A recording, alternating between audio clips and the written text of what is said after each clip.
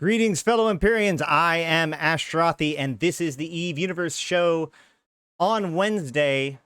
At this point, I may just want to switch over to considering this to be the Wednesday show and not the Tuesday show, but we're still working it out. But the goal of today is, of course, to go over all of the changes going on in Eve Online this week. And boy, are there changes that came this week and that we just got announced today, which is one of the reasons why I think doing this show on Wednesday is probably going to be better off. But to jump into it, I have with me Evie, Kouvo, and Lord Cal. First of all, welcome. Evie, how you doing? I'm doing very good. And Lord, I'm doing good to myself. I'm doing good myself. Lord Cal, how are you? Aloha. What's up, everybody? Aloha. Lord Cal is one of the newer Eve streamers. He is native Hawaiian, currently living in Germany, so he streams in more of an EU time. You should definitely check it out. He's a newer player with a lot of promise, but we wanted him to be on this discussion as well. And you can check out his stream. Go ahead and link it in the chat if you would like to. I'll try to make sure to keep that in the description when it gets moved over to YouTube as well. Of course, these things can be seen on YouTube 24 hours after they are on Twitch. But either way, we're going to jump straight into it. The first piece of news for the day is new visuals. I wanted to show this off first and foremost because I'm currently on Sissy and on Tranquility in order to show this off. So I wanted to get this first and foremost so that way we can look at it a little bit before we talk about the rest of the news. This isn't necessarily the most important thing, but it is pretty cool. So there is Help Eve Make Eve Beautiful on June 23rd, which is today, as of this recording. The Singularity test server will play a host to a significant new visual update, including shader adjustments, new lighting changes, and the color of New Eden becoming brighter and deeper, gradients smoothing out, and highlights being better representative. So it's going to be all new lighting effects. You can see there's some before and after visuals here. These aren't really good at showcasing them, I don't think. Hold on, let me see if at least this one will show it off all right. So we've got these are all like terrible. We'll find a better example. So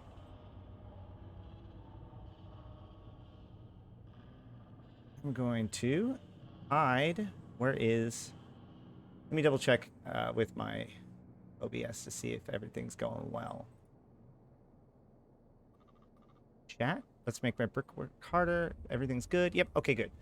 Nobody's complaining about no sound or anything crazy like that. All right, so to hide, gosh darn it, I am on a different computer today, which is why it took longer for me to get started than I thought it would.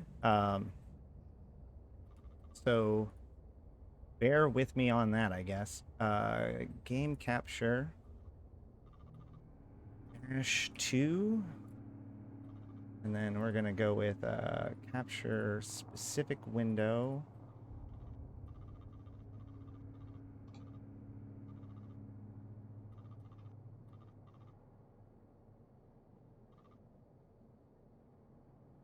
Why is this capture thing just not working very well? Okay, well, we're going to have to do it this way then.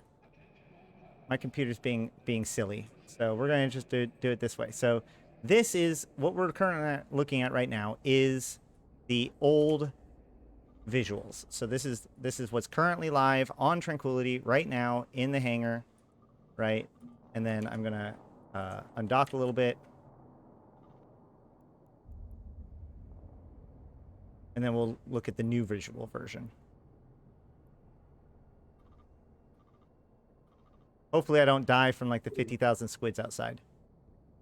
They wouldn't. Pretty wicked looking. They wouldn't disrupt. Well, this is what it looks like right now. This is still Tranquility. So this is Tranquility.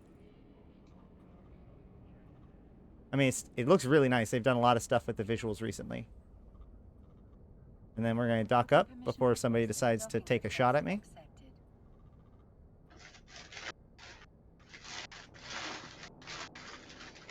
And then we're going to swap over.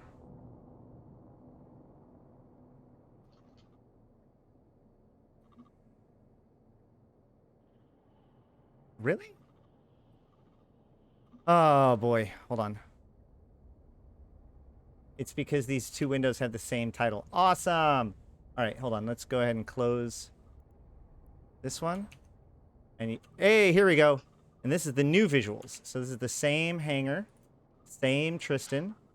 You can see that it's not dark back there, and it's far. There's a lot more oranges. The haze is like smog as opposed to just gray. The visuals on the ship itself, like you can see a little bit more of the details both in the background and in the ship. And then when I undock,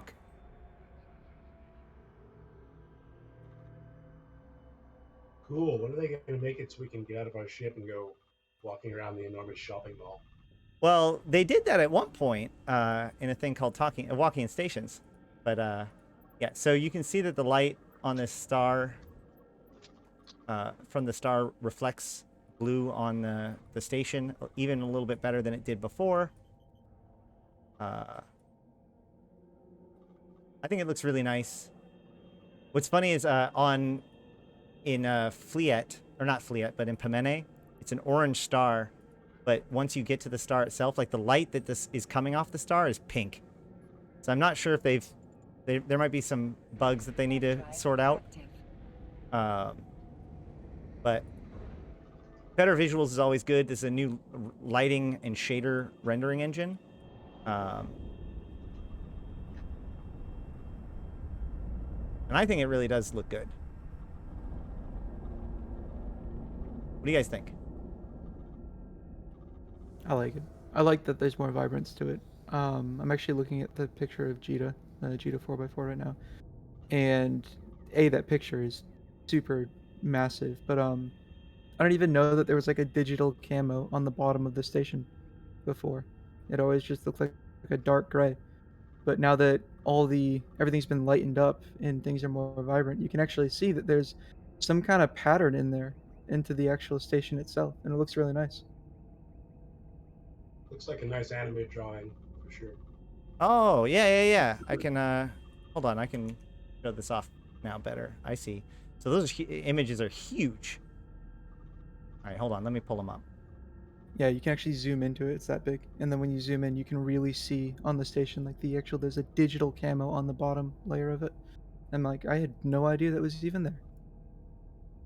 Yeah. Yeah, it's the Caldari Navy, digital camo. And yeah, in the old version, it is much muter, darker, dimmer, I suppose. And then in the newer version, it is not. Let's see if I can pull these up side by side. It's actually there, which is awesome. Like I said, I didn't even know it was there. So that's pretty cool. I do like that a lot. Like I said, they've been doing a lot of visual updates with things, and so this is just a pretty cool update. Anyway, so we can move on, though, to Enter the Portal is now live on Tranquility. Enter the Portal was the big update from yesterday. This is the one that we've been hearing about. Kind of the follow-up of the Cloaky Observatory release from a week or two ago. This is a big buff to Black Ops battleships and a smaller buff to Covert Ops ships. And we found out today also that this is kind of part 2 of 3 of these kinds of updates.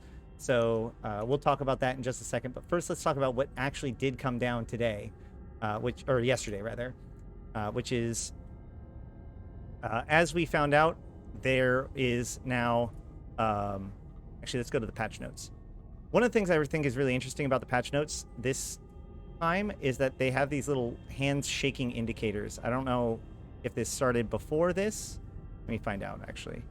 Nope, I don't see it before this. I think this is the first time they've done this. So previously they've done these developer comments that try to like help people contextualize what's happening. But now they've also added these handshakes that that indicate that this is from player feedback or suggestions. I think this is really interesting, important, and indicative that CCP recognizes that one of the biggest problems that they have is getting people to see things for the way it is, right? And one of the things that kind of the cynical view of things is that CCP doesn't respond to player feedback. And so putting this highlight in there helps in a little way, communicate not only that there's changes happening, but these changes are in fact in reflect with player feedback. So that idea that CCP is obtuse or whatever kind of gets like evidence against it. But at the same time, I mean, people could still claim that these changes are maybe listening to the wrong feedback. It doesn't make them immune from complaint, obviously. So, but let's just jump into what the changes are. The biggest one is the Black Ops portal changes. It says, thanks to everyone for the energized discussion about the Enter the Portal update. Based on your feedback from the testing on Singularity test server, we increased the cargo capacity and max targeting range for all Black Ops ships. The number of ships eligible to jump using the conduit jump is also increased to 30. So this is the new functionality. So in the same way that like last year, super carriers got additional functionality with the clone bay bonus, or like the combat clone bay, Black Ops now get an augmentation to their ability to do covert ops jump portals. So now, rather than just becoming a bridge, they can actually bring people with them, almost like a filament or something. And while the original total on Singularity was going to be only up to 10 players, they upped that up to 30. And they also increased the amount of cargo capacity in Black Ops ships by 100 meters cubed, which of course gets further amplified by cargo extenders or something like that. And with this new jump portal functionality, they can jump they can jump ships using significantly less fuel. And Black Ops jumping, from my understanding, was already not that fuel intensive. So this just gives a lot of functionality, or a lot of new advantage to Black Ops that are willing to commit their Black Ops to the battlefield. Those Black Ops are now going to be significantly more powerful. The E-War Black Ops ships are now significantly more are now more capable of like impacting the battlefield in their E-War capability on the field with their people that they bring with them. And otherwise, I think that this is trying to make that Covert Ops hot drop, which has become really one of the primary game like drivers of EVE Online interest, things like Bomber's Bar and other stuff like that. They're just trying to give that a little bit of love. Evie, I assume that you have something to say about this. So, the only thing that I've really seen from this buff is people actually considering using the Widow as a roller because of the burst jam strength that it gets. But we can't sino inside wormholes, so there are some groups who do this frequently. If they have like a nullsec static, they'll go out and use Force Recon ships to go scout around nullsec, and then they can just sino right from their wormhole, which is really fun. That gameplay's always been interesting to me, but personally I haven't had any experience with it. But it's nice. There's a couple of guys who I'm connected with who are interested in utilizing Black Ops ships just for day-to-day wormhole diving, but their use is still fairly limited. So it comes with its own caveats, but it is nice. It is very nice to see these buffs. Do you do any Black Ops anything, like with Bomber's Bar or anything ever? Every now and then I do. We had a guy who took a bit of a break, but he trained up into a Panther and he started doing blops for Wingspan, and that was a lot of fun. So we just gotta let him know that the changes actually went live, and hopefully he'll come back around to do it.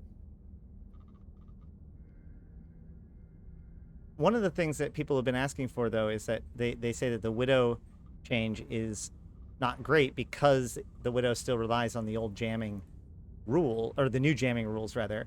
So, the Widow can still be targeted.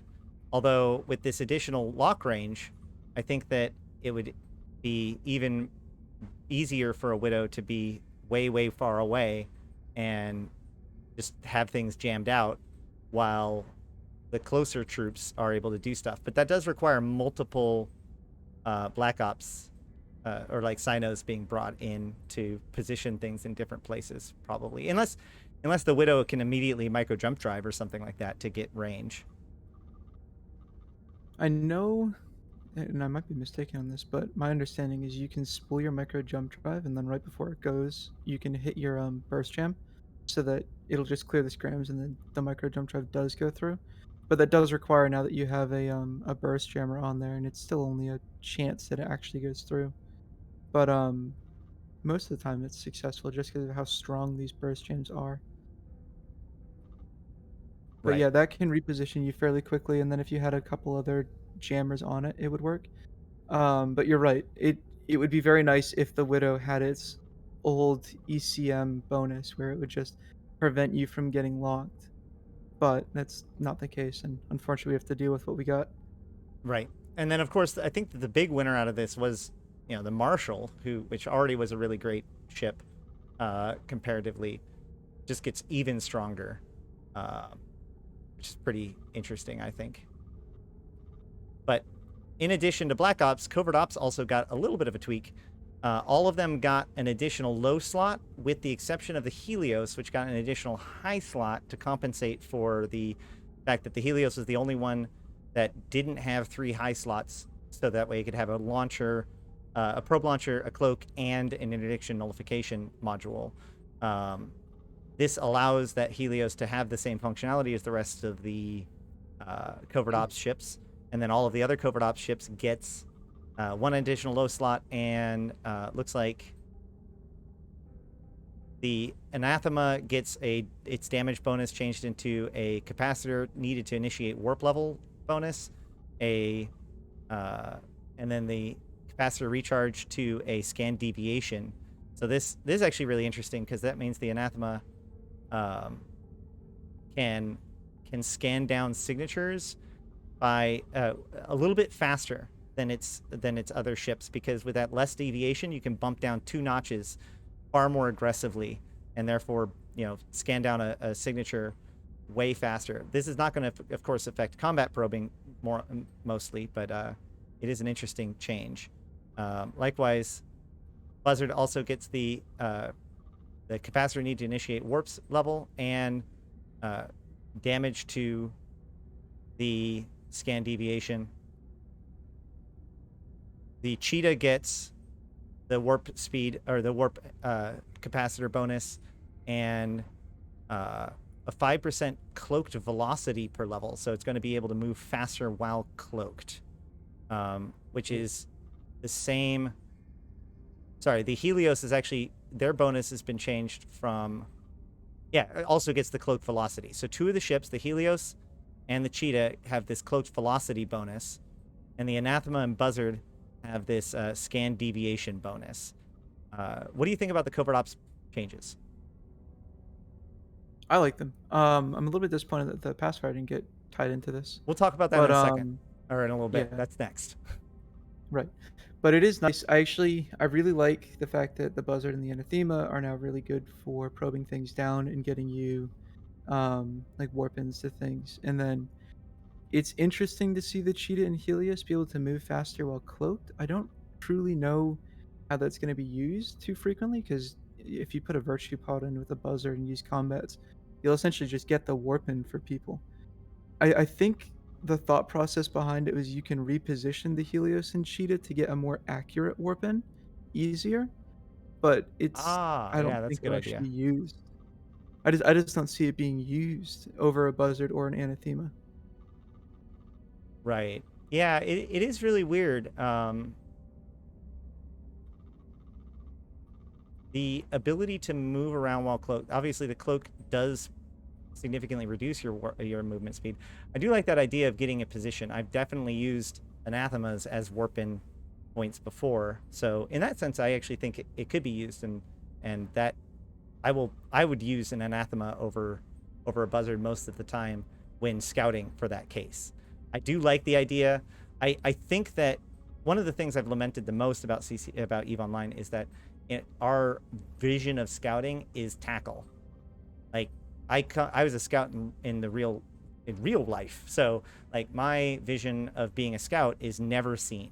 So like, if I can be on grid with them, give you a warp in, and then get off and let you kill them and have me never be anywhere on it, that's like where I come from. So I feel like that gameplay isn't really like empowered enough that it's too good to be just an alt scout or a tackle scout or something like that. And I think that having the idea of these scouts that can just set you up for success is going to be really cool.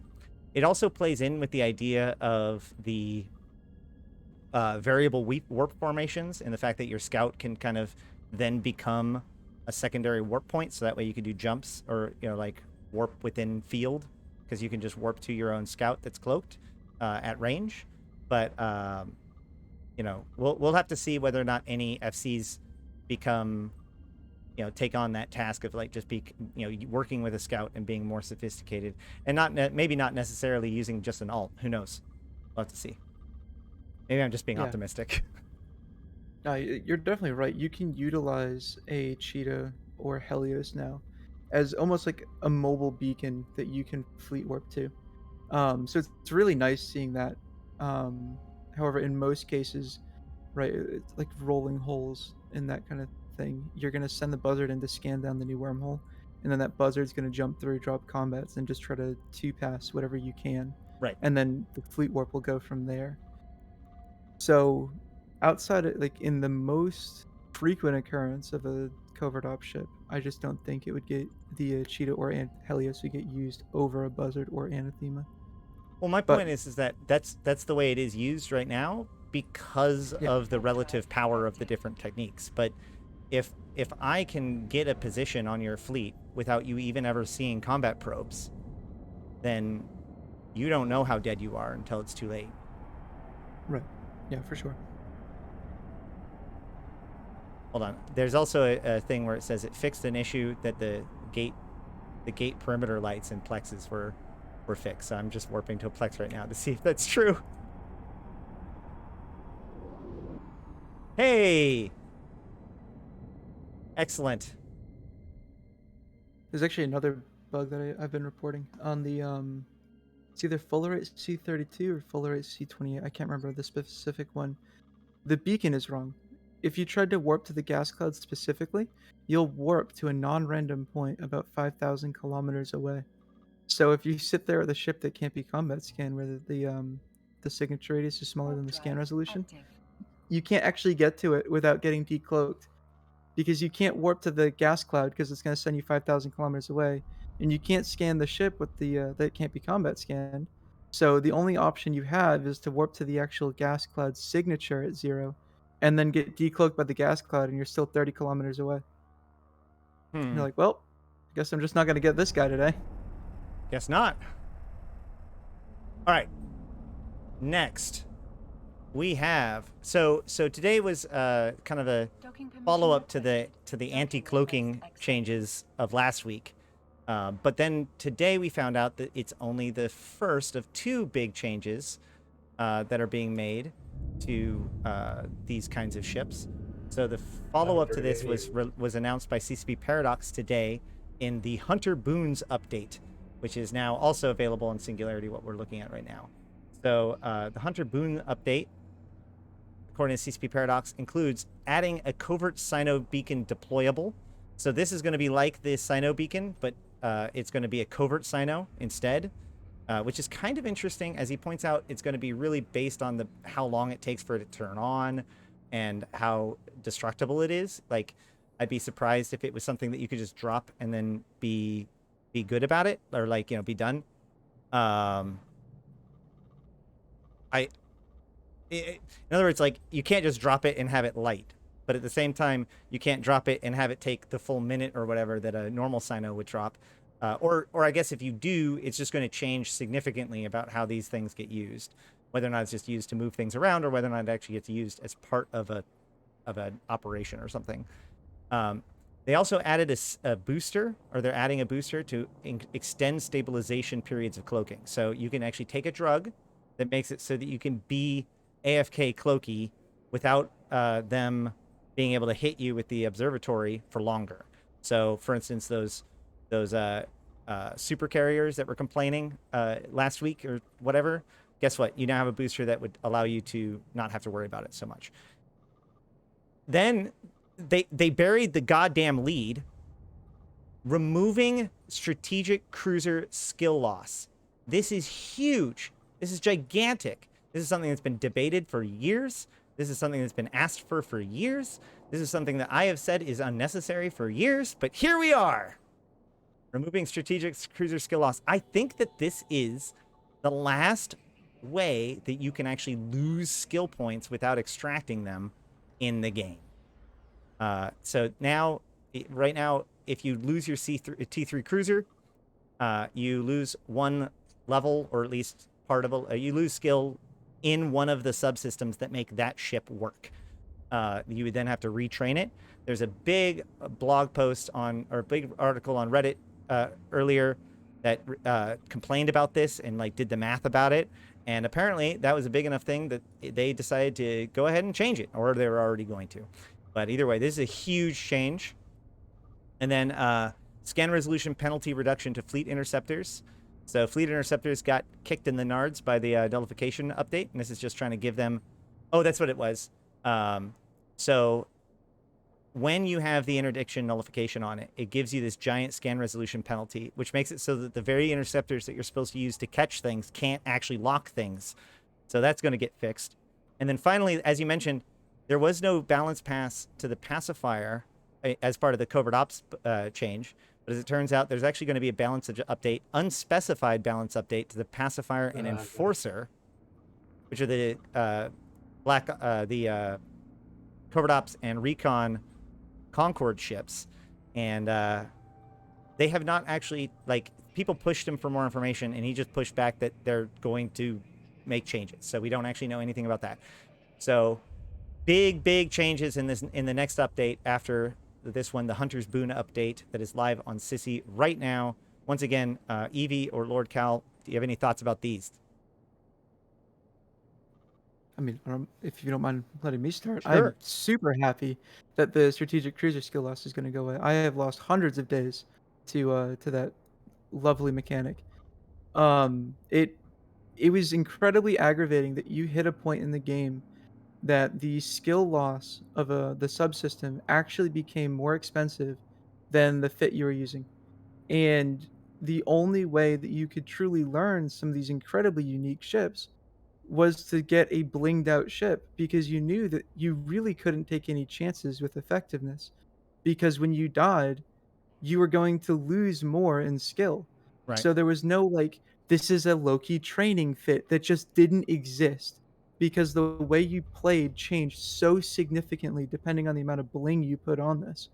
So there was no learning the ship other than just going on the testing server and just constantly facing the same person over and over again, which is going to be limited in its own scope. But yes, I'm incredibly happy that that mechanic is going away. And it's also very nice to see that the pacifier and enforcer are getting a change. The enforcer specifically is just performed subpar for so long, and it's way too expensive for what it actually does. And the pacifier is very nice to see that it's getting changed as well. I don't know if the pacifier is going to become more comment oriented or more scout oriented, but still, it'll be nice to see it become more specialized, if it's getting more specialized. Right. So I'm happy. I'm not even skilled up high enough to even fly those ships yet. So well, at least it'll be worth it when you get there. exactly. I do have a couple of questions about this. First of all, it is going to be interesting to see how they rebalance those ships, especially since the pacifier has seen quite a bit of use, especially recently. It is definitely developed its own niche as a very powerful hacking exploration ship, almost like a step up from the Astero, or at least a step sideways. I don't know. It has become a favorite to a lot of people, including Nth Dimensional, I believe. The Enforcer has definitely not been nearly as well received as both the Pacifier and the Marshal. I think that the big thing about all of these ships is that they're basically just very expensive versions of the normal Tech 2 ships. They're one of the only kind of faction Tech 2 ships in the game, which leaves them in a very interesting position. And so it's okay for the Marshal to be really, really powerful, and the Pacifier isn't that powerful for being overpowered. It'll be interesting to see how they deal with the Marshal, given how powerful recons end up being and how recons get used. Um, I would love to be able to fly a Marshall. Yeah, the enforcer's in a difficult position, and any kind of tweaking you do to it will potentially put it over the edge of just being very strong and the only recon ship you should use. So yeah, the enforcer's got to walk a very tight line. yeah. It also, like, it's interesting because the covert ops ship is focused on exploration, and the black ops ship is more focused on its black opsiness. But the recon level ship is really designed to focus on its E-war, right? And Enforcer, like, the thing is that Concord doesn't have a racial E-war type. I don't even, actually, now that I think about it, I don't even know how they resolve this issue in the game. Let me go check real quick. What does the Enforcer have for bonuses?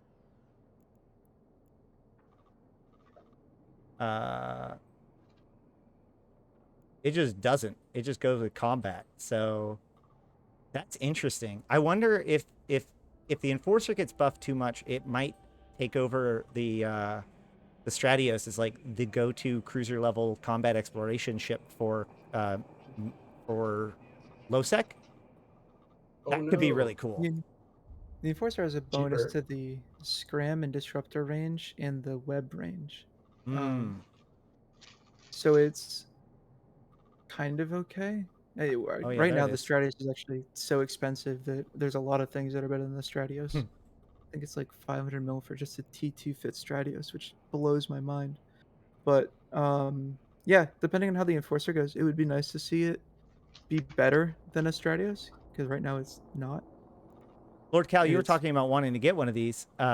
If you want to get one of these, I recommend promoting your buddy code and getting people to sign up via your buddy code. Because if you get enough people to sign up, you get first a pacifier, then an enforcer, and then finally with 40 people, if they then go on to become Omega, then you get one of uh, the big ones, Marshals. Yeah, guys, what are you waiting for? There Jeez, get on my page and hit that link. you go. Stop messing around. I need that ship. Uh, All right, I just got a fleet invite. Was that you? Not yet. All right. So, and then the other question though is like T3 cruisers are really, really, really strong. And that idea of like permanent skill loss, that idea that there is no practicing with the T3 cruiser, that every time you take it out, you're taking, your brain on the line, as it were, um, was part of its balancing factor. Do you feel like this is going to make them too strong, or do you feel like they've just become too weak up until this point? Like, they've why use a definitely hack? took they're they definitely took a significant hit when Surgical Strike went live. So for like your active fits, like your cloaking active ones, your buffer is so low that you can just get alpha through most times. And the bonus that you'd have to repping really just only delayed the inevitable. And so for me, for like a Tengu, for instance, you can fit like an extra large shield booster on there, and it can be this really awesome fit that can tank up to like 2k DPS, but you're actually repping like 70% of your shield every cycle, Mm-hmm. and you are already super cap dependent. Like someone puts a heavy newt on you or something like that, you're gonna feel it real hard, real fast. So there was a lot of counterplay, at least in the section of space where I play in regards to T3s. Like you see a Tengu, you know to just bring a curse or a pilgrim or some nuding ship, and then you'll be fine. You see a Loki or something, you know that all you really need is some kind of fast tackle ship. You see a Proteus, stay further than 7 kilometers away, and that kind of stuff. So T3s in wormhole space with the cloaking subsystem were always underperforming to what was out there, in my opinion, and to the extent a lot of the wormhole community. Now, without the cloaking subsystem, they were good. I felt as if they were balanced for the amount of ISK you put into them. And without the cloaking subsystem, they become significantly better. So I would always personally keep a mobile depot and a subsystem reswap, because if I'm not the person getting initial tackle or whatever, then yeah, I'm re-swapping off and taking that cloak off because it is such a huge detriment. But yeah, I always felt as if with the cloaking system they were subpar significantly, and then without the cloaking system they were just good. So it's very nice to see this skill loss go away. Fair enough. Yeah, I have seen them kind of decline. It'll be interesting to see whether or not you see more adoption of T3 cruisers among fleet warfare thanks to this. Like I said, I wonder if this is going to give rise from like the hack meta to a T3 cruiser meta, given the fact that they don't need to worry about skill loss recovery between like fleets if something goes wrong. Um, T3 cruisers have been good fleet ships in the past, so we'll have to see. Um, let's see. Any other thoughts about these things?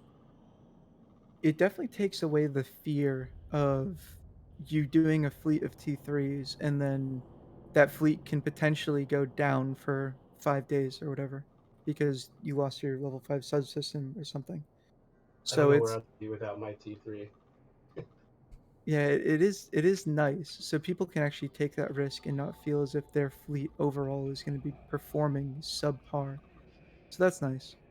Yeah. The extra skill train that goes into it, the amount of bling to make them truly effective, I think I think they'll be balanced enough. And then if they do become truly, I mean, slightly overpowered or just performing very well, the market should respond to that, and the price of them will go up overall, just because it's somewhat difficult to build them and things. The comment that I keep seeing is that it's not worth it, or they're not that good that they need a lot of bling to work. Can you try to explain that concept to me a little bit? Like, so bling just makes things better, right? So like a T2 T3 cruiser should just still be pretty good. What do people mean when they say that it needs bling to work? So for in my area of space, most of your fits are going to be brawling based, and then if you're doing brawling stuff, you're at a significant downfall the second something has the ability to kite you. So you would really bling out some of these fits to make it so that you have a chance to just overpower what you're doing so you can escape quicker, increase your tank so even if somebody is kiting you, it doesn't actually matter, or to increase the effectiveness of your kiting. So I personally fly a Tengu and Loki a lot, very frequently. And the Tengus I fly, the cheapest one that I found for a Tengu that works is somewhere around 600 million, and that's the dual large ancillary shield boosting fit. And that one works. It works okay, but you're on a timer because the second you run into boosters and you go into reload cycles, that's it. You're gonna die.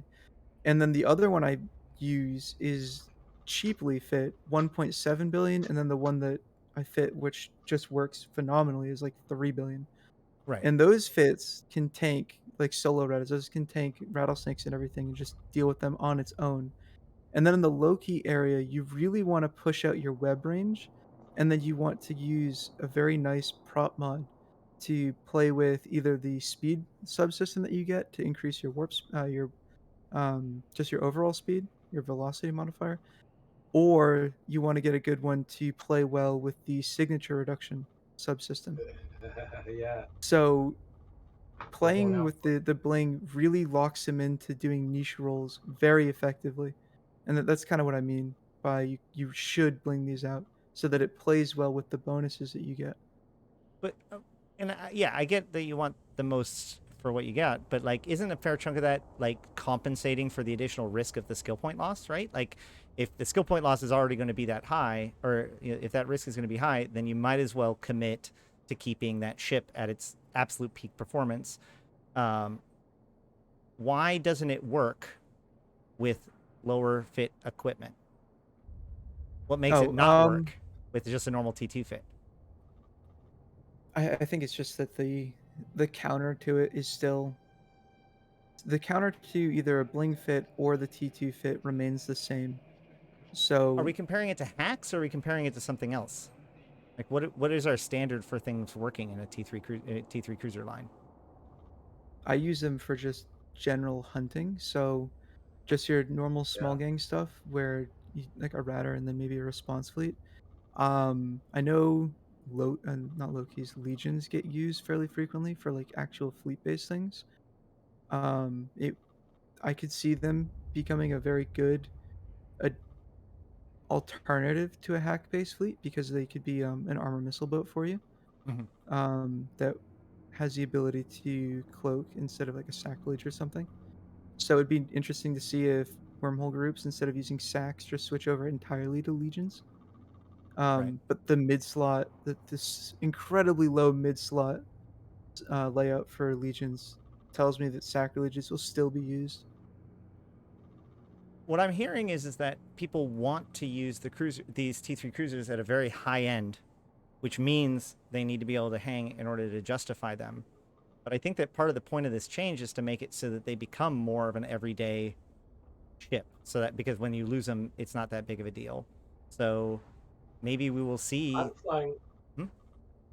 I'm flying Hekats. I don't know if you guys say Hekate, Hekats. It's my Yeah, primary ship. And by the way, I got my first solo kills just the other day in this Hekat, and nice. Tech 3 saved me. Yeah, well, I'm up to 4. 4 kills back to back, and yeah, I mean I've got some Tristan kills or whatever, but hunting in the Tech 3 is so much more fun. Right. And well, there's also a difference between Tech 3 cruisers and Tech 3 destroyers. We're talking specifically about Tech 3 cruisers here, though, Ah, okay, yeah. because Tech 3 destroyers don't have any skill points on loss on death and never have. But Tech 3 cruisers do, or at least will, or currently do. I love these kinds of changes because every time these happen, like I'm gonna watch for the next week every T3 cruiser that dies, and just be like, oh man, if you just held out for one more week, you wouldn't have to train any more skills.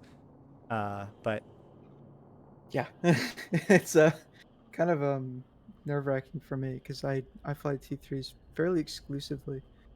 Um, so Tengus are awesome. Yeah. I don't want to lose a Tengu and then like the next day the change goes live and be like, cool, I'm stuck training while this is live. I think that one of the other key pieces of this is that they really want to focus on the T3 cruiser being that kind of flexible platform, right? Modular, flexible platform. So you bring it out there to go exploring, and you bring everything with you, so that way you can run all the different kinds of sites, all the kinds of different stuff. Whatever you find out there, you can go lose yourself for days or months or weeks or whatever it is, and that kind of fantasy of the all-in-one modular platform is really what the T3 cruiser is becoming more and more, I would say. I That I really hope I see T3 explorers because those guys are so juicy when you actually kill them.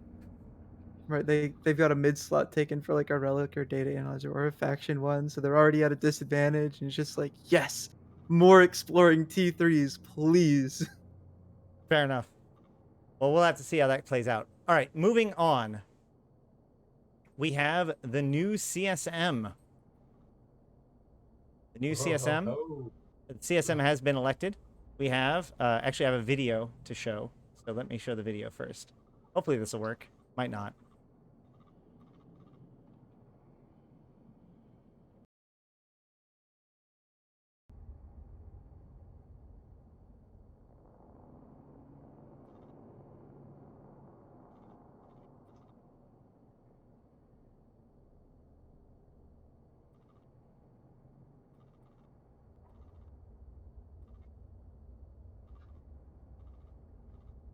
Look at all those Dino's nuggets in there. Oh yeah. All right. So welcome to your new Test is CSM. in the house. Test is in the house. We have Brisk Rubal, Gobbins, iBeast, Innominate, Kenneth Field, Merkelchin, Mike Azariah, Pro God Legend, Sutonia, and Villy coming in. There was a total of 38,000 votes from 15 countries, with 12,000 people voting from the United States and almost 4,000 voting from the United Kingdoms. I believe that makes it the most votes in a single CSM.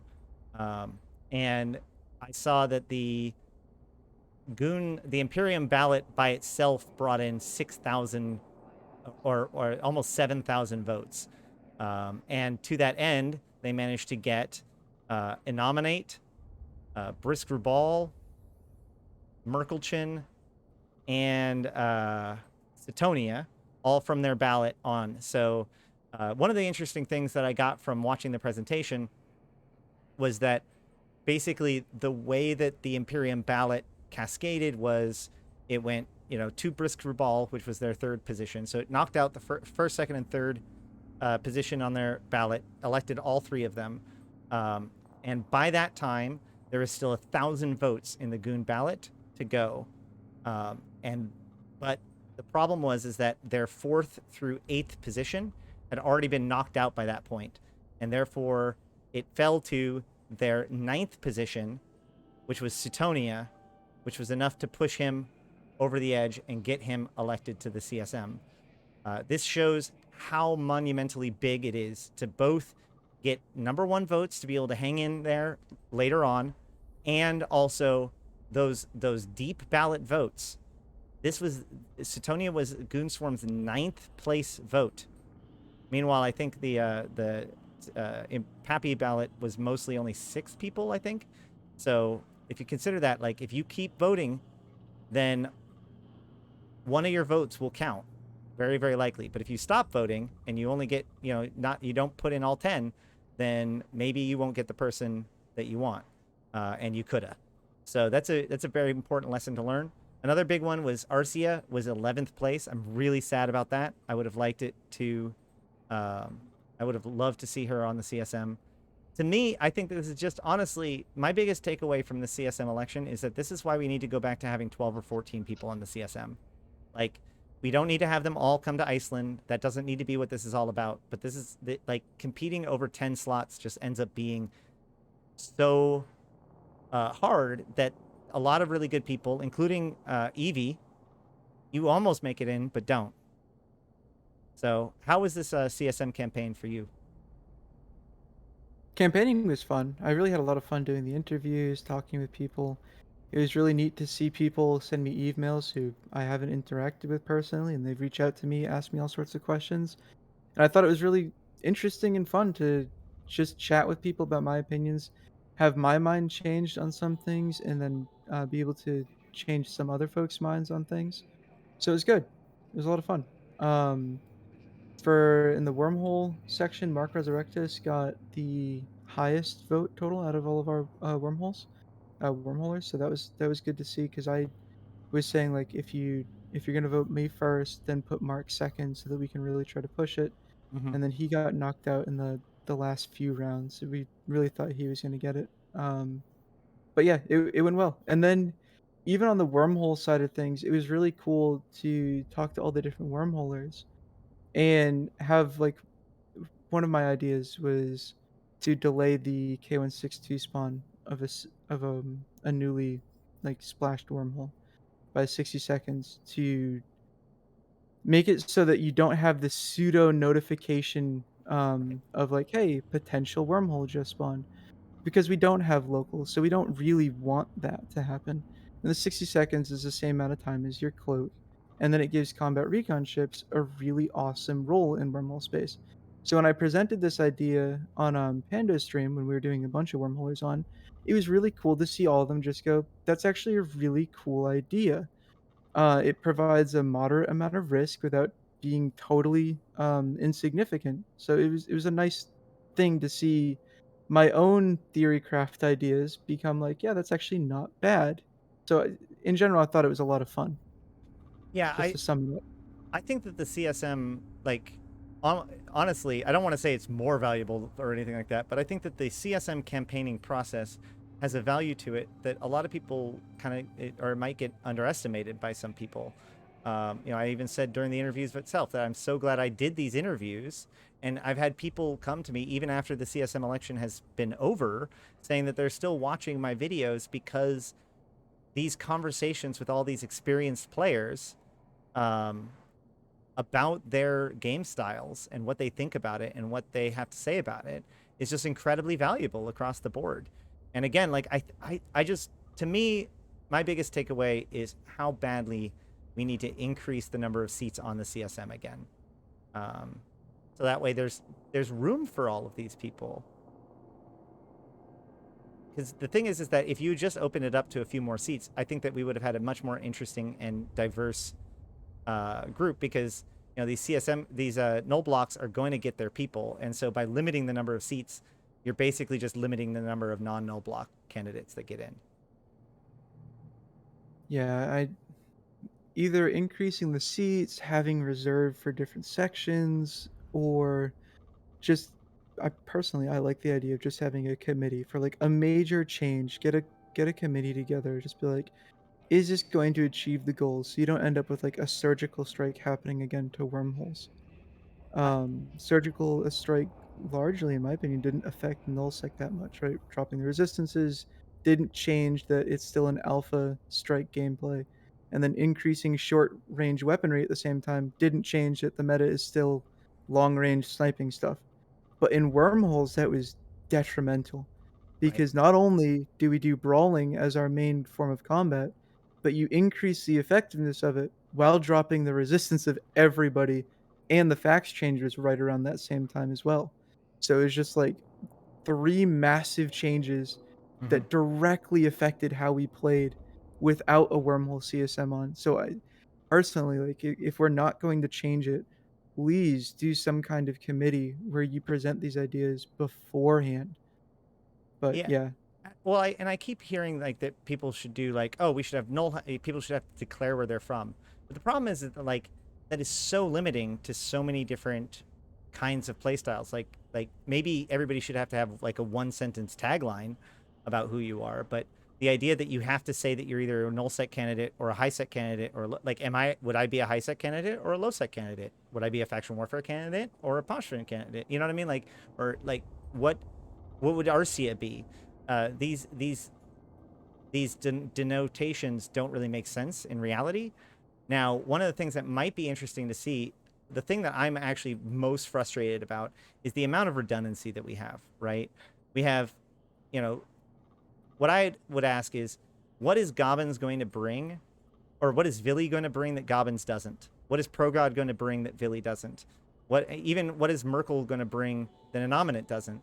And there may be good answers about this, but I think it would be far more interesting to see if every alliance could only put forward one candidate. And yes, I understand that people would say like, oh, they're going to game it, but whatever gaming they're going to do for that, they're also going to game whether or not it's nullsec versus highsec candidate.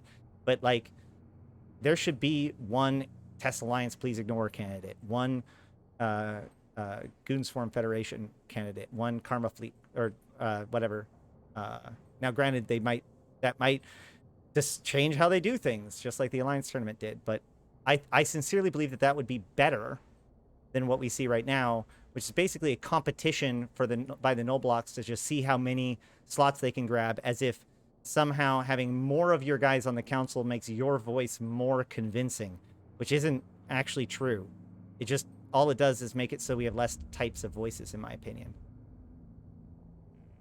So you don't think it's well represented at all? I mean, I think that there is some good. I mean, there's definitely good representation, right? Like Brisk is going to do good representation. iBeast, as you mentioned, or Cal, you're very happy about iBeast. A lot of people are. Oh yeah, Um, absolutely. Mike Azariah got in, which is great. Satonia got in, which is great. My point is that like basically the entire Pappy ballot was redundancy, and the Imperium ballot you could probably levy somewhat of the same complaint against. But my point is that a lot of these null victories here are actually just going to make the CSM less effective, not more, in my opinion. And so I'd like to see it I so didn't that. see Hmm? I didn't see a lot of individuality. I just saw a difference between the one candidate that I really enjoy being on CSM now, plus all the other no block representatives. So I see two slots being filled here in this whole thing. So I mean, I don't know what the whole competition is about down in NullSec and why there has to be so many of the same people on the same ballot, but they're all representing the same thing.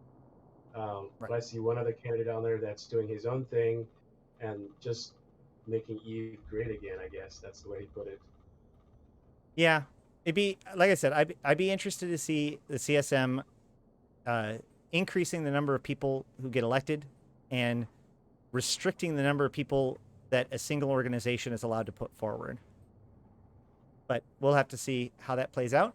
It is true that, I mean, like, The CSM usually has a lot of nullsec representation, and to be honest, the CSM still manages to be pretty effective with it, and it only takes a couple of people to really push it over. So I'm very hopeful, thanks to Satonia and Mike Azariah in particular, um, when it comes to making this happen. But the lack of wormhole representation is really sad.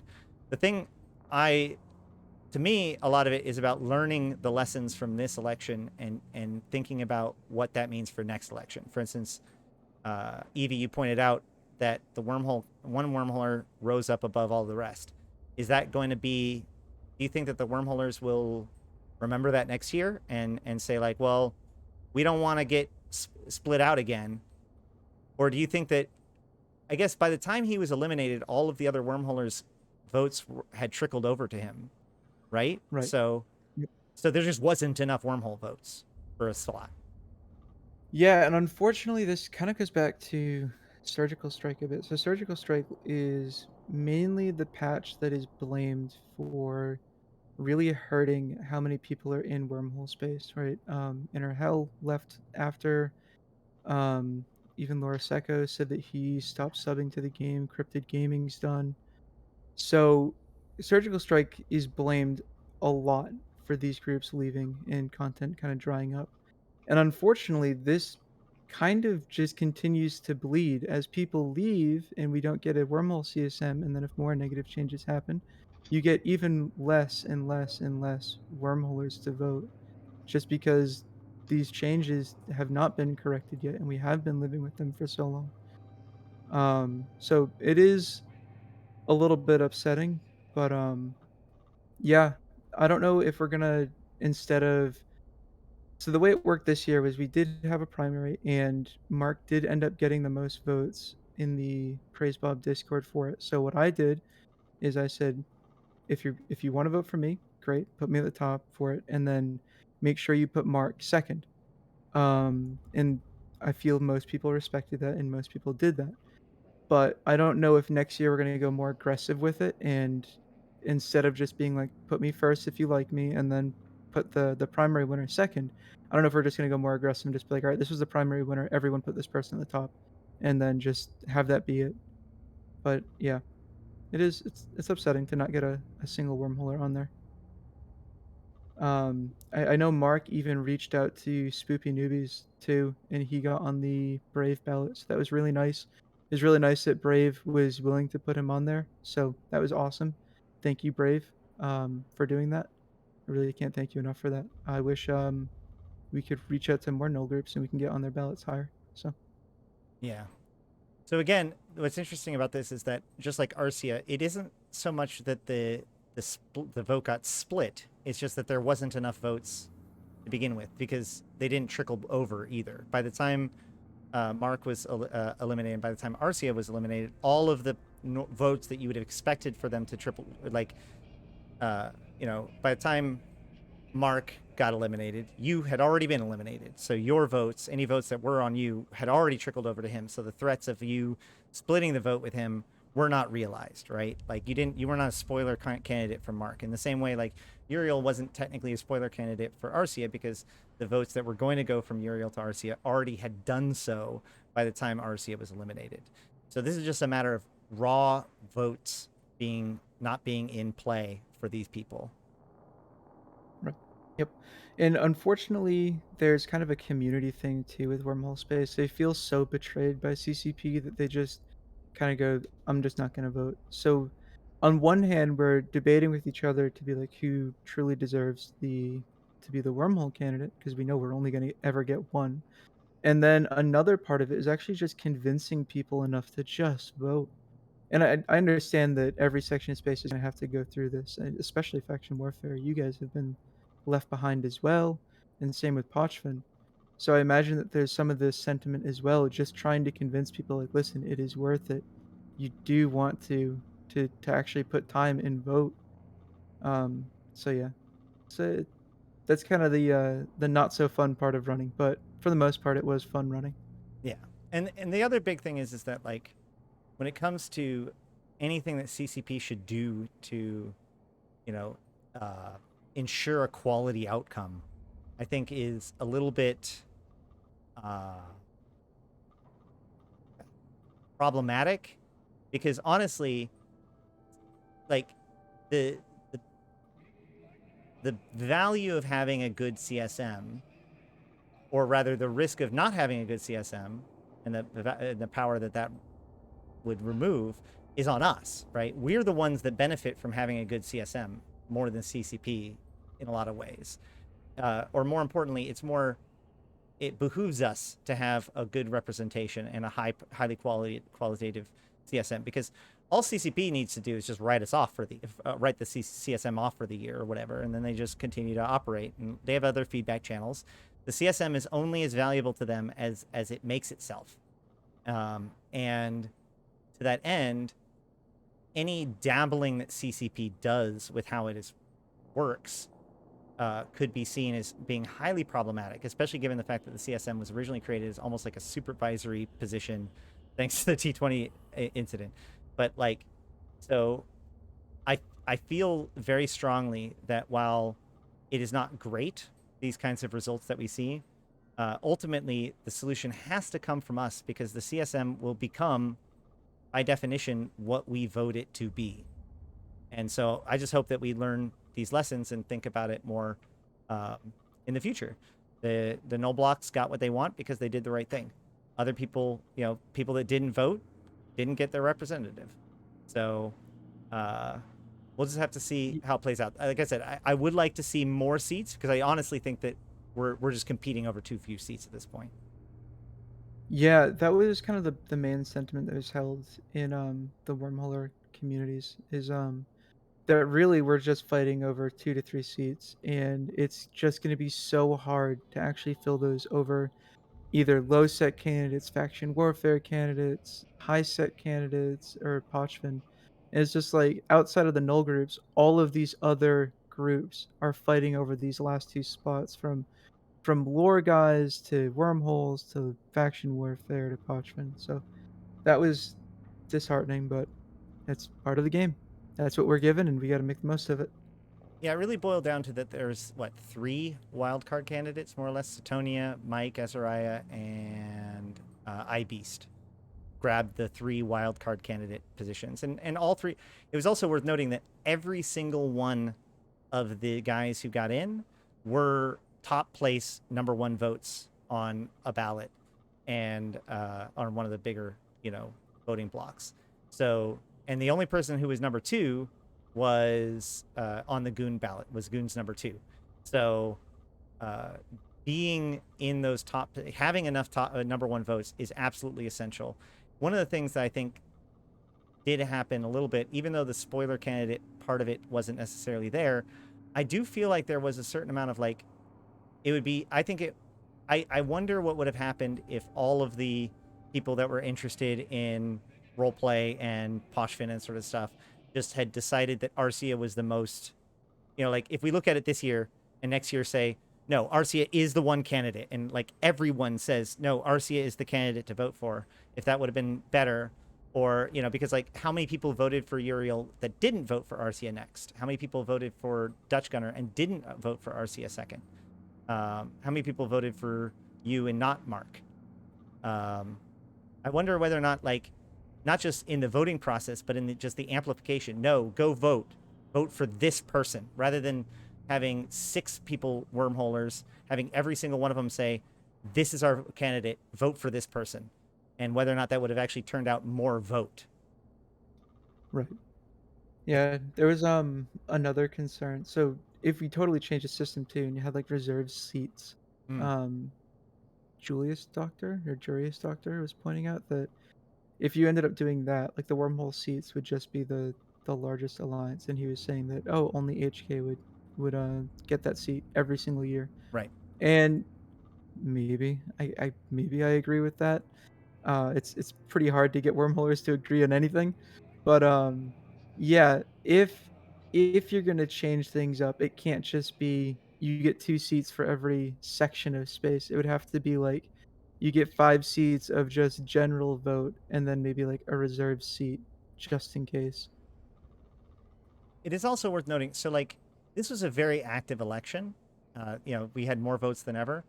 But the problem is that like as I said during so many of my elections or so many of my interviews, Null is going to turn out their numbers. And my expectation was is that Null's just going to turn out about the same as before, but that isn't the case. They actually pulled out more than before, even though alt accounts have actually dropped a lot this year. I sincerely believe this is because the war has everybody so engaged right now. People are paying attention. They didn't let the election slip by. They got on both sides, but in particular the Imperium, like they're probably seeing their highest level of actual player activity, like numbers of human beings that are paying attention to the Imperium and are part of it, and therefore willing to show up and vote than normal because of the war. Um, Likewise, wormholers are shattered between people who believe different people could be the solution, people that don't believe in the CSM at all, people that are just disheartened by CCP and therefore are not paying attention to the game at all, and therefore don't have as much of a turnout right now. Right. Yeah, I mean, I hate how circular it is, but it does all come back to that surgical strike patch. And as much as I would like to say, like, we can get we can get to the CSM and we can revert it, that's just not going to happen. I find that incredibly unlikely for CCP to overturn such a monumental patch. So it would need to just be some kind of creative solution to it. And then when I started really setting that expectation to wormholers, like, we're not going to be able to overturn that patch. It's just not going to happen. You got to be realistic about it. It was Yeah. like all of the air was sucked out of the room. Like the monumental patch that, in a lot of people's opinions, that it kind of destroyed wormhole space. And when I told them that being realistically about this, that's not going to be reverted overnight or maybe at all, they were just like, nope, that's it. I'm just not going to deal with it then. Right. So,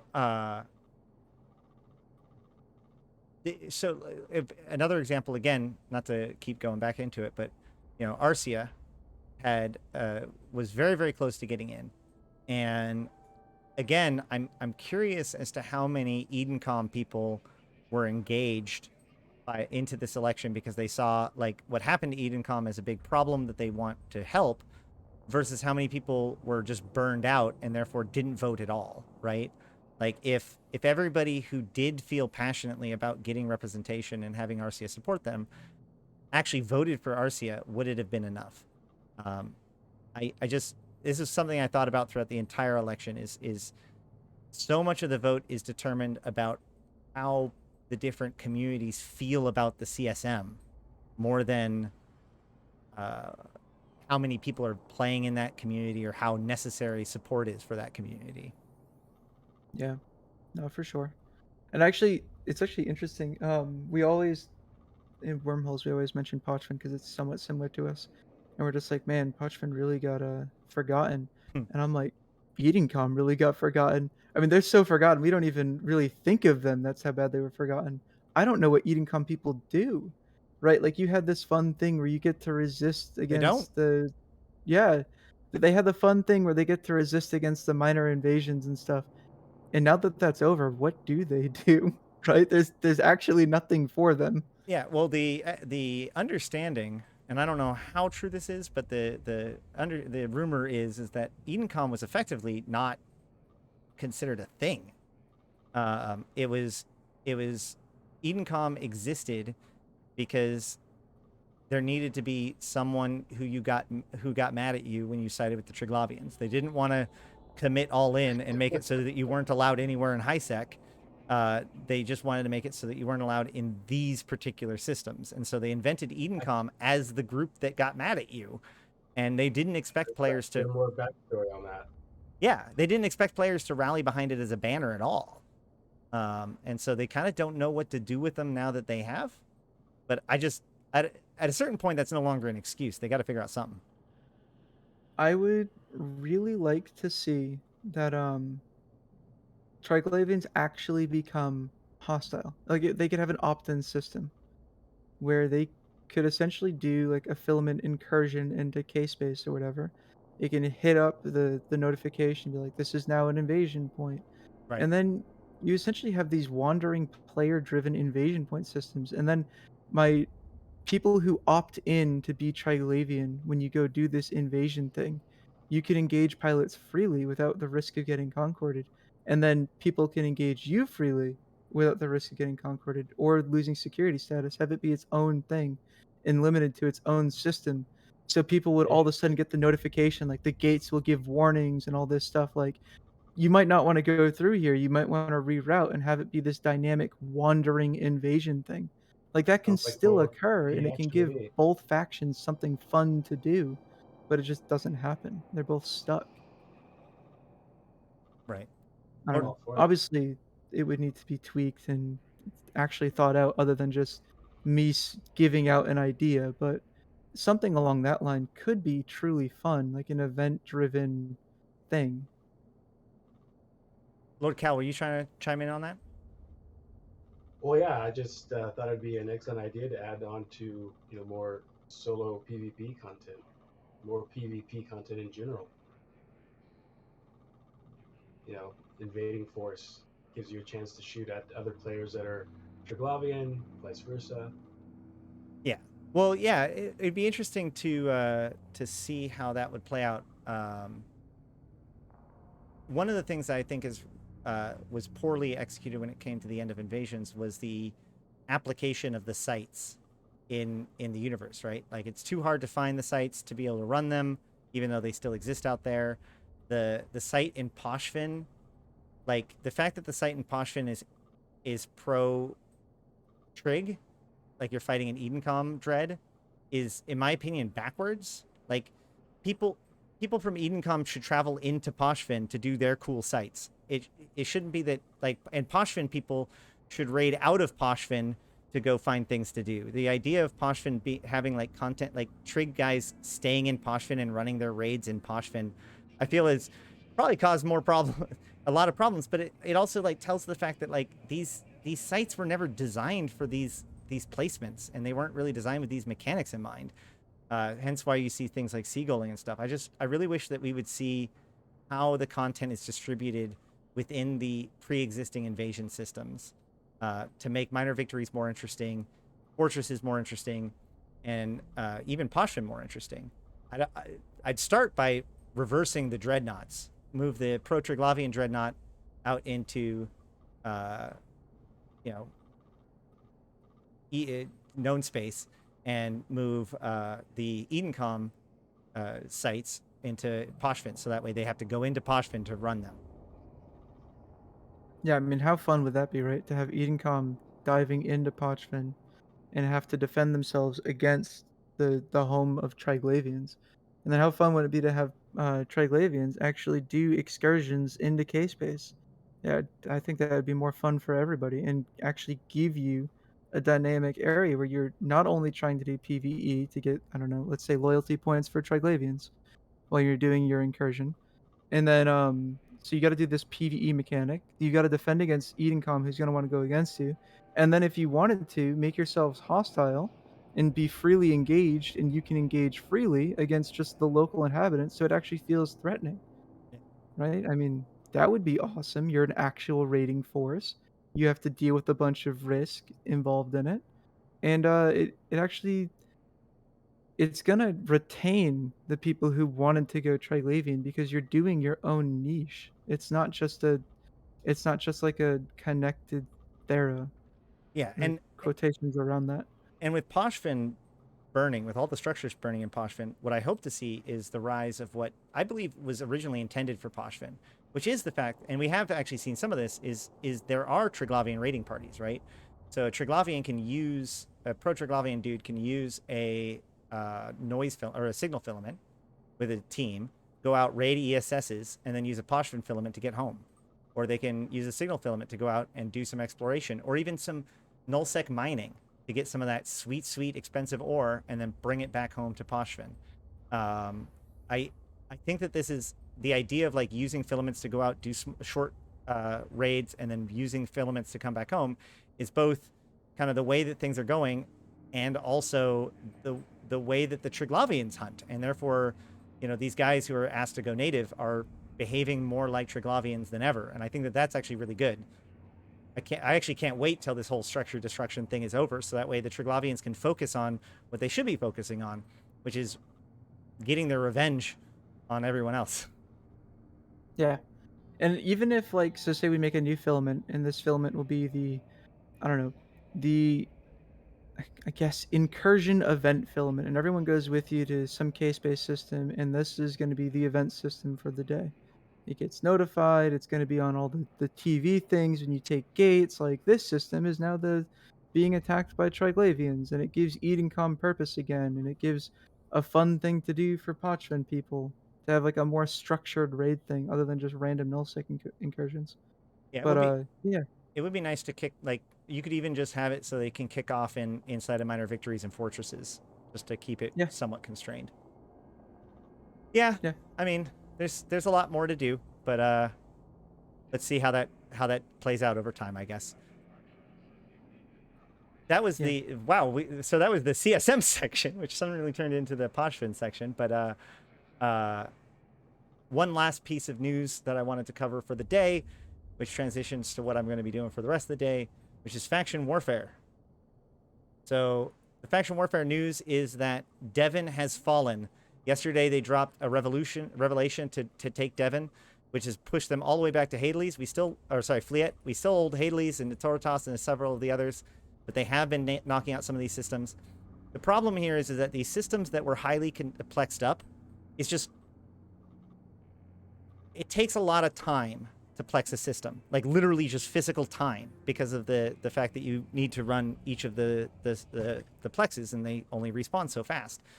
So these systems that are all pushed up, keeping them all down, we're spending all of our time just keeping them barely plexed up, and then they just have to hit one of them and flip them.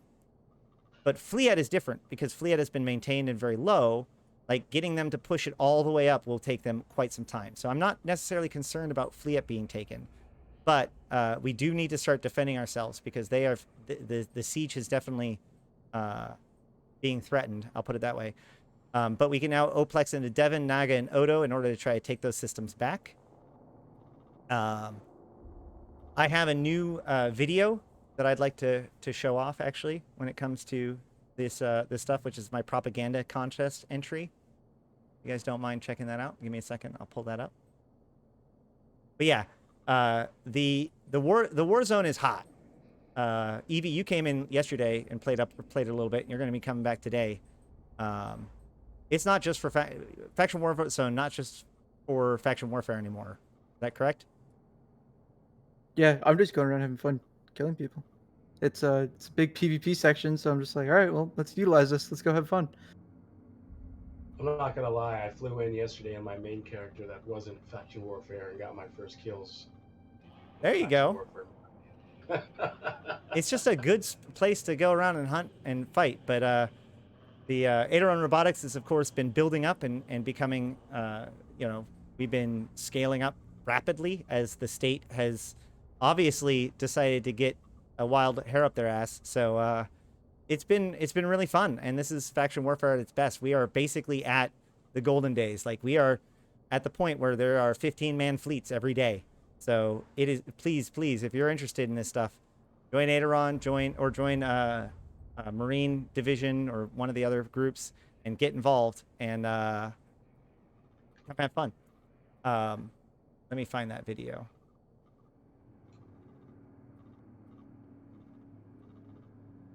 Come on, join for faction warfare chicken. There you go. There's my mic. Ash, if I can just address one of the questions in chat. Is there a faction warfare representative for CSM 16? I didn't think there was. Satonia is the closest thing.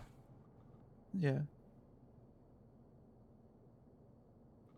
Yeah, I didn't think there was like a direct faction warfare representative. Nope. Even though you guys do need one. Where freedom, to be honest, there also wasn't really somebody who stood out as the faction warfare candidate to me. Everybody who presented themselves as a faction warfare candidate seemed to be like, I am a PvPer or a pirate that lives in lowsec that also wants to represent faction warfare. So I think that probably has more to do with it than anything else.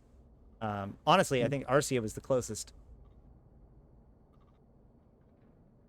Yeah. All right. Here is Hold on, let me turn off this other audio.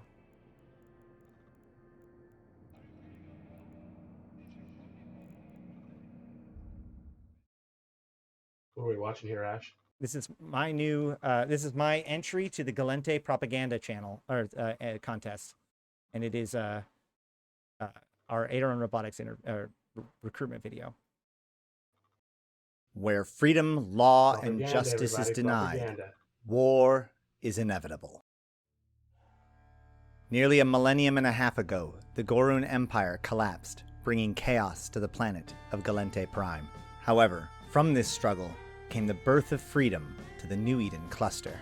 It was this precious seed of freedom that first made contact with their younger sisters on their neighboring planet of Caldari.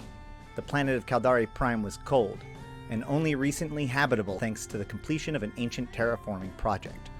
But with the aid of the Galente people, they were able to survive and thrive, and together they took to the stars, and together they built the first Stargate from their mutual cradle of Luminaire. Soon after came contact with the Intaki and the Manar, and so many others. So many lost and wayward children barely surviving on their own.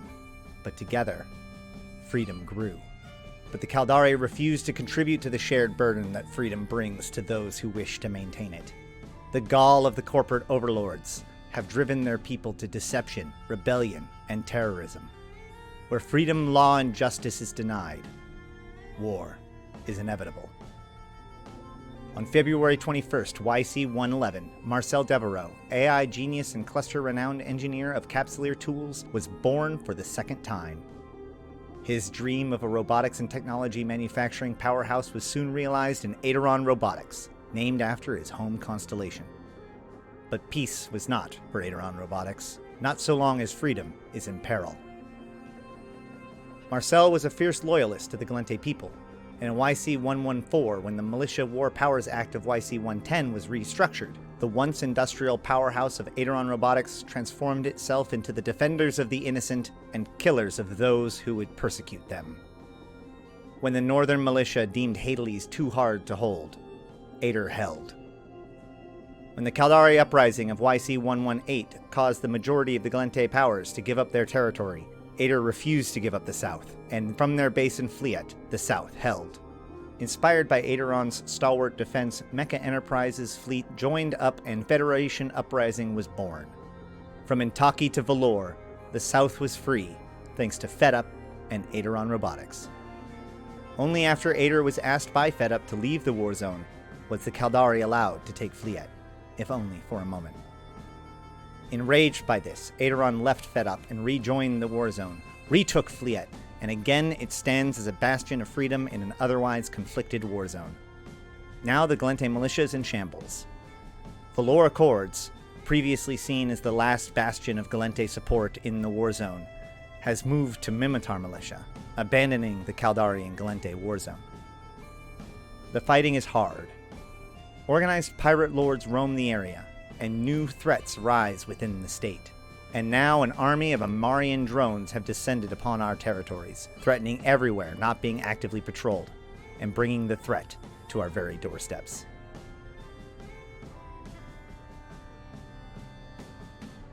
But we will hold. Aderon Robotics needs you.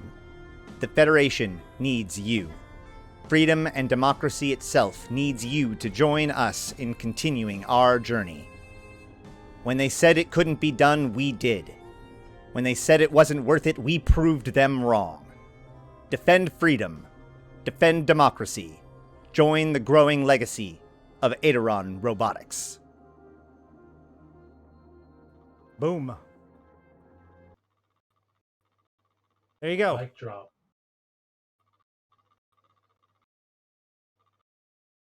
Yeah, that took like 3 or 4 days. But I'm really pleased with it.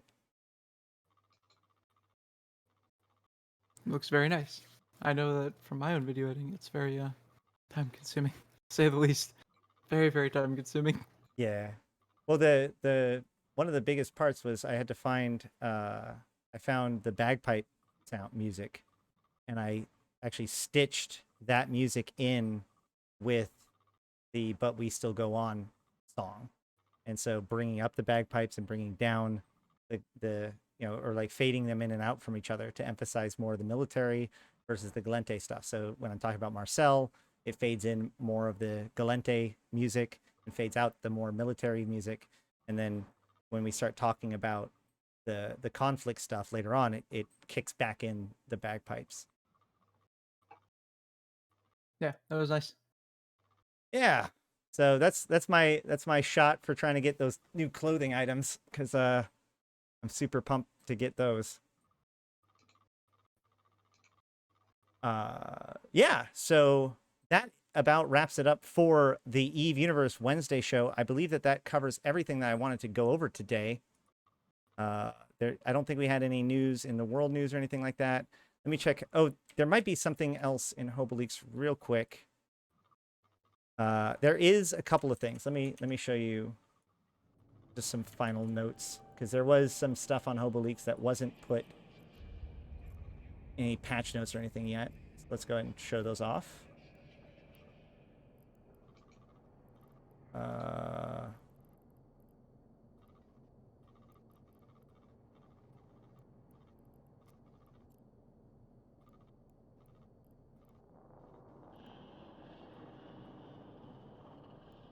All right, so we've got new jackets.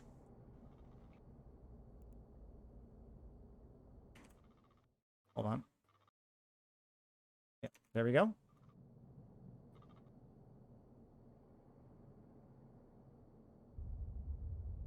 That looks really good. This is probably going to be the equivalent. So these are the Amarian equivalent for the Galente ones that I was just talking about.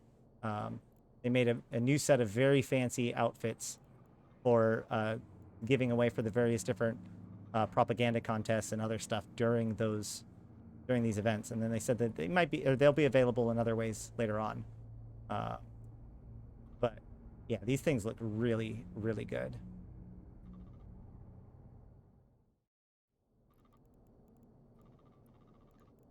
And then, of course, pants for Foundation Day.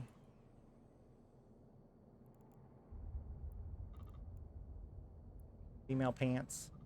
The pants, they don't really get too clever with the pants. The pants are the same pants for everything, just reskinned basically. But the Caldari Union Day jacket. Well, I like those low cut jeans. Those are nice, looking sexy. Well, yeah, like I said, the jeans themselves are the same jeans basically. For there's like 10 or like they keep on putting out the same pants with different skins, but that's because pants are kind of hard to see.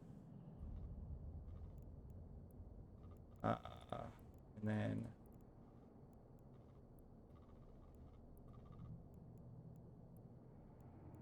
female Caldari Union Day jacket.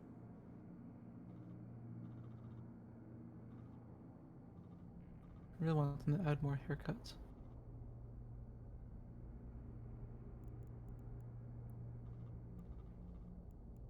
I could see them doing that sometime soon. So then there's also a series of new Aegis ships. This is probably associated. It looks like they have new content coming for Aegis. This is, they have the landmines, they have other stuff, but now they have these new rats that they have. The Marshal, which apparently does only kinetic damage. The Enforcer, which does thermal kinetic, and the Pacifier, which does thermal kinetic. So, unsure whether or not these are their final forms. Honestly, these guys are probably just pulled out from other rats at the moment, so they'll probably change before they get released. But it is interesting to see that they are adding more Aegis stuff, not Edencom branded stuff, but Aegis branded stuff.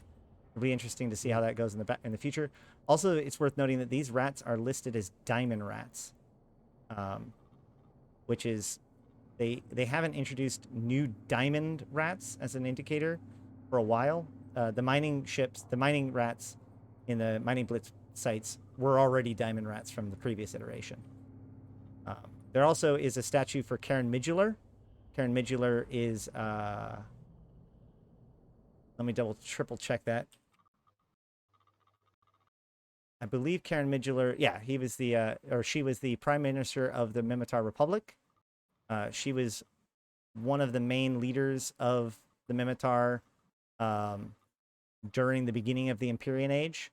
And so it was the Elder Conflict and the events of the Empyrean Age that caused Karen Midgeler to lose her power. And it, went to Shakor, Malaku Shakor of the Brutor tribe, who is currently still the head of the Mimitar Republic. And then Kashal Murator, I actually don't know who this guy is at all.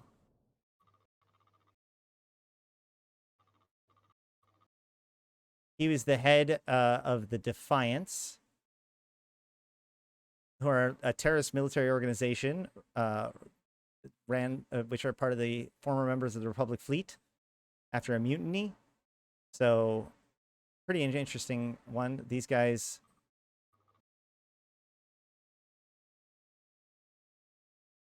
In February, YC-109, Captain Murator reported to his fleet and his Capsuleer allies that he has received an offer of truce from Admiral Kenneth Filmar, who desired to talk to the renegade captain in an effort to bring him in. Captain Murator requested that no one interfere with this discussion.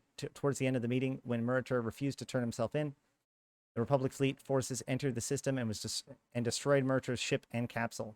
The pair met in the Aga system, Hematar, in orbit over the 10th planet. Admiral Filmar sought to negotiate the captain's surrender to the Republic fleet custody. When it became clear to the admiral that Murator was not going to give himself up, he ordered the support fleet to enter orbit and engage Murator's ship. So it's interesting that this, let's see. Following his death, Prime Minister office issued a statement on the incident claiming that orders were issued directly from Prime Minister Karen Midgeler to apprehend and terminate Captain Marshal Murator. So the statue of this traitor, that was a big piece of Karen Midgeler's thing, and a statue of Karen Midgeler have both been added to the game. It'll be interesting to see where they put them, and it's probably related to the Liberation Games stuff. To that end, we also have a bunch of new headquarters, one for each of the different tribes as part of the Liberation Games, and then a bunch of flags, which are just like beacons with an identifier that allows corporation, or like I assume allows the different tribal logos to be put on there.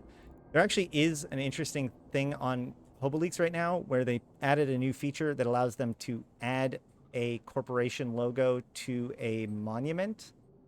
Not sure how that's going to play out though.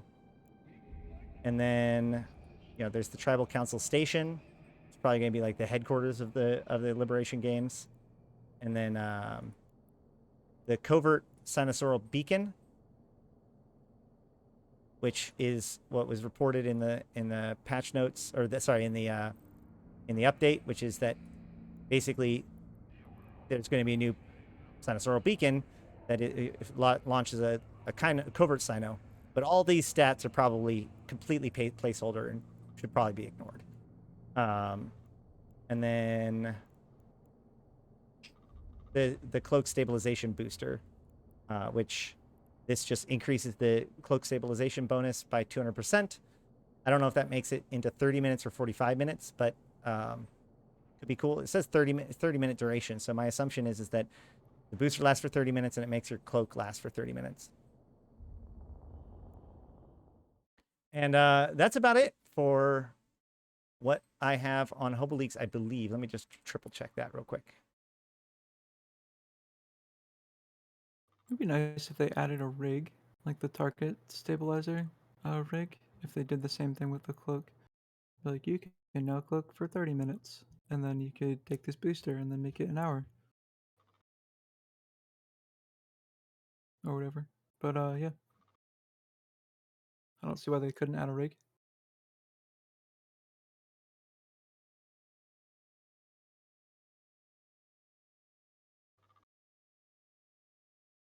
All right.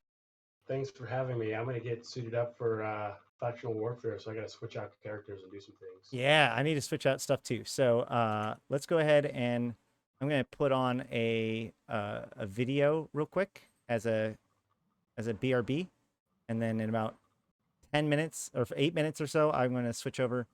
Actually, let me see what video I'm going to put on as my BRB video, and then we'll do some faction warfare stuff when we get back. Also, I want to do All right. I also want to do a giveaway because I'm going to do my scope syndication skin giveaway or at least the first one for this Nice. session. So this wraps up the Alright. formal Eve universe side of things, and we'll be transitioning to the rest of it afterwards.